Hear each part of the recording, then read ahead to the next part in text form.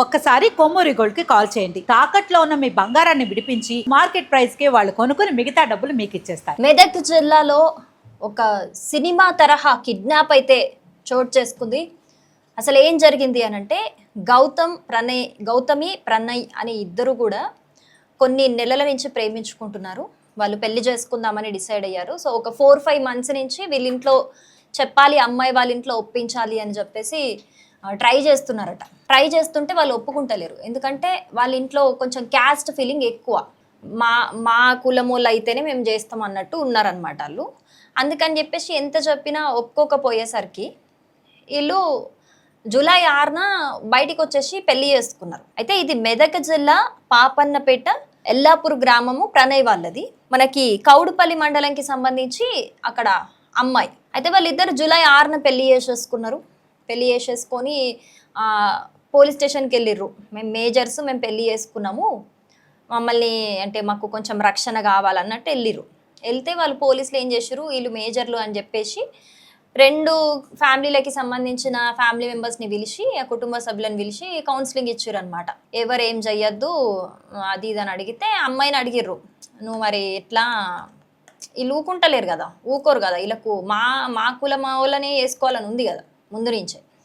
అయితే వాళ్ళు అడిగితే అమ్మాయిని అడిగిర్రు అనమాట పోలీసు వాళ్ళు. ఏమడిగిర్రు, మరి నువ్వు వెళ్తావా మీ పేరెంట్స్తోని, లేకపోతే మీ మొగుడితోనే ఉంటావా అని అడిగిర్రు. ఆమె నేను మొగుడితోనే ఉంటా, అబ్బాయితోనే ఉంటా, నేను పోను అని మంచిగా చెప్పింది. ఆమె మేజర్ కాబట్టి, ఆమె ఇష్టం కాబట్టి పోలీసు వాళ్ళు ఆ అమ్మాయి తరపు పేరెంట్స్కి చెప్పిర్రు, ఫ్యామిలీ వాళ్ళకి చెప్పిర్రు, ఆ అమ్మాయి ఇష్టము, ఆ అమ్మాయి అటే పోతా అంటుంది, మీరు డిస్టర్బ్ చేయొద్దు మళ్ళా వాళ్ళని, ఏమనుకుర్రి అని చెప్పి ఎక్కడెక్కడ అందరికి చెప్పి పంపించేసారు.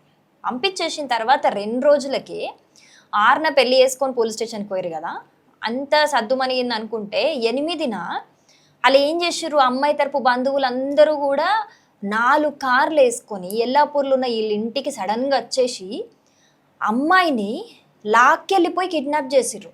వీళ్ళ ఇంట్లో ఆ అబ్బాయి వాళ్ళ అమ్మ, అంటే ఆ అమ్మాయి వాళ్ళ అత్త, లేకపోతే అబ్బాయి వాళ్ళ వదిన, వీళ్ళందరూ అడ్డుపడ్డ కూడా, వాళ్ళ ఇంట్లో ఉన్న వాళ్ళ అబ్బాయి అందరు అడ్డుపడ్డ కూడా అలా నెట్టేసి మరి వాళ్ళ మీద దాడి చేసి మరి ఈ అమ్మాయిను లాక్కెళ్ళిపోయి కార్లో తీసుకెళ్ళిపోయారు.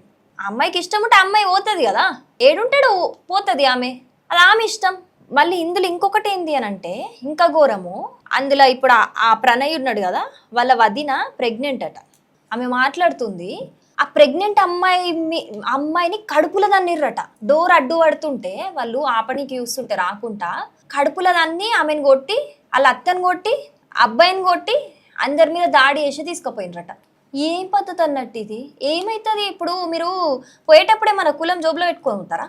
సరే మీ కులం మూలం చేసుకోవాలనే ఉన్నది, అది మీ ఒపీనియన్ సరే, కానీ ఆ అమ్మాయి ఇష్టపడతలేదే.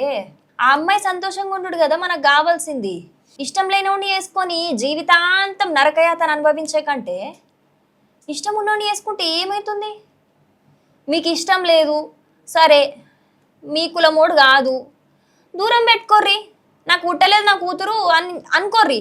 అంతేగాని ఇంత గలీజ్గా బిహేవ్ చేసుడేంది, ఇంత ఘోరంగా బిహేవ్ చేసుడేంది? కన్న కూతుర్ని కిడ్నాప్ చేసుడేంది? కన్న కూతుర్ని కిడ్నాప్ చేసి ఏమొస్తుంది? ఇప్పుడు ఆ పిల్ల తీసుకుపోతే సరే, ఇప్పుడు కిడ్నాప్ ఎందుకు చేసిర్రు? ఆ పిల్లను ఉండనీయకుండా పెళ్ళి అయిపోయింది. మళ్ళీ వాళ్ళేం లేచిపోయి వచ్చి పెళ్లి చేసుకోకుండా లేరు. నువ్వు ఎత్తుకపోనీకి ఏదో మచ్చబడుతుంది కదా అని చెప్పి ఇంకొకరికి ఇచ్చి పెళ్లి చేయనీకి. ఆమెకు ఆల్రెడీ పెళ్ళి అయిపోయింది. పెళ్ళి అయిపోయినాక కూడా మళ్ళీ తీసుకపోవడేంది? తీసుకపోయి ఏం చేస్తారు? ఇంకొకరికి ఇచ్చి పెళ్లి చేస్తారా? అట్లా చేసుకునేటోడు ఇంకెంత ఫాల్తుగాడు ఆడు. ఓడేసుకుంటాడు, నాకు అర్థం కాదు. కులం అయితే చాలా, ఆడెంత గలీజ్న కొడుకైనా చాలా సరే, కానీ మన కులం అయితే చాలు. మన కులమోడు ఆడికి క్యారెక్టర్ ఉండక్కర్లే, జీతం ఉండక్కర్లే, ఏముండక్కర్లే, ఆడొచ్చి రాచి రంపన పెట్టి తాక్కుంటే దాన్ని మీ కూతుర్ని కొట్టినా చాలు మీకు. ఆడు కులమోడు కాబట్టి మీకు ఏం అభ్యంతరాలు ఉండయి. కులమోడు కాకపోతే ఆడు ఎంత మంచిగా యువరాణిలాగా చూసుకున్నా కూడా ఆడు తక్కువనే మీకు. మన కులమోడు కాదు కదా.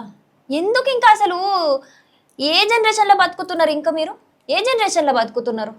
ఈ రోజుల్లో ఇంతకుముందు లవ్ మ్యారేజా అంటే అయ్యా లవ్ మ్యారేజా, అగో గల కూతురు లవ్ మ్యారేజ్ చేసుకుందటని అని మాట్లాడుకుంటుండే.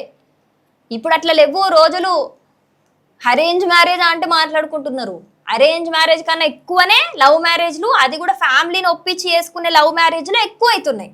చాలా చూస్తున్నాం కదా మనం సోషల్ మీడియాలలో. ఇంతమంది పెడతలేరు లవ్ చేసుకొని ఇంట్లో పెద్దోళ్ళని ఒప్పించి వాళ్ళ అంగీకారంతో పెళ్లి చేసుకుంటున్న పెళ్లిలే ఎక్కువ అవుతున్నాయి.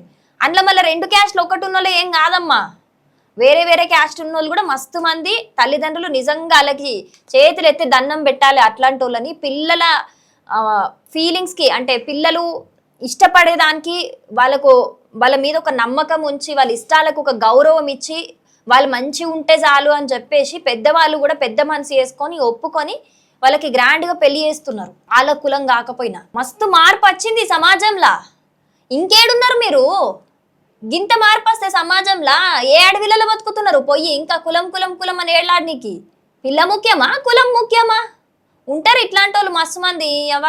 చచ్చినా పర్లేదు, నా కూతురు చచ్చినా పర్లేదు కానీ నాకు పరువు కావాలి, నాకు కులం కావాలంటారు. ఆడిని పోయి బతుకుర్రి అడవులలో అయిపోతుంది. ఇదంతా అయిన తర్వాత మళ్ళీ పిల్లగాని వాళ్ళు పోలీస్ స్టేషన్కి పోయిరట. పోతే పోలీసు వాళ్ళు దీని మీద యాక్షన్ తీసుకుంటారు. వాళ్ళకి సీరియస్ వార్నింగ్ ఇచ్చిరట. మర్యాదగా ఆ పిల్లని అబ్బాయికి అప్పచెప్పుర్రి, లేకపోతే మేము ఏం చేయన్నో అది చేస్తామని చెప్పేసి. ఇక వాళ్ళు ఏం చేస్తారో, పిల్లని అప్పగిస్తారో లేదో, ఇంకెంతకు తగ్గిస్తారో చూడాలి.